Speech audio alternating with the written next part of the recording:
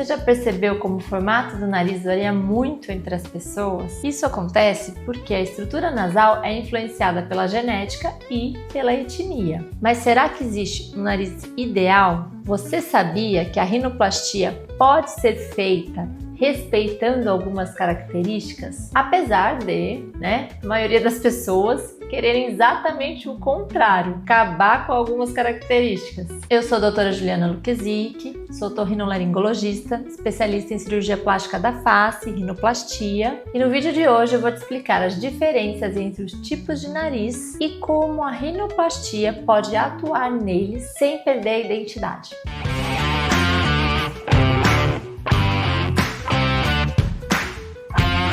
O formato do nariz é determinado por fatores genéticos e climáticos, que ao longo da evolução influenciaram as características do nariz em diferentes populações. Então, para se adaptar a essas realidades, o corpo foi se moldando, com seus ossos, cartilagens e tecidos. Então, eu vou falar um pouquinho sobre os principais tipos de nariz conforme a etnia que nós podemos identificar hoje em dia. O nariz caucasiano, que é o nariz aí típico do europeu, ele é um nariz com os ossos mais estreitos, um nariz normalmente mais alongado e que geralmente tem essa queixa principal aqui do ossinho nasal. A ponta normalmente tem a queixa de ser caída. Então, como a gente corrige com a rinoplastia? A gente vai deixar o dorso aqui mais reto, usando a rinoplastia ultrassônica com isso, e a ponta projetada. Então a gente dá uma sustentação aqui na ponta na cirurgia para que ela não tenha mais aquela queda.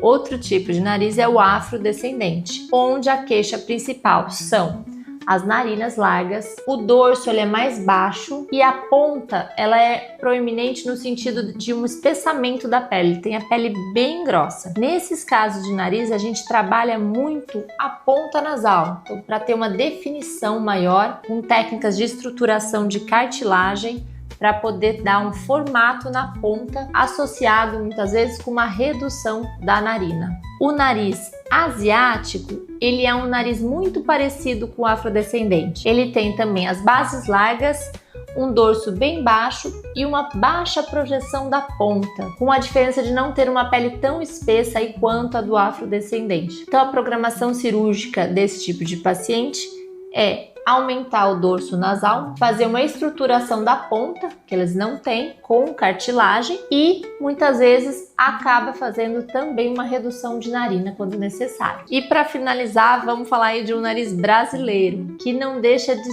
ser um pouquinho de cada tipo desses narizes que eu citei. Então nós somos uma mistura. Então cada rinoplastia ela é personalizada aqui no Brasil. Então para a gente dar um melhor resultado.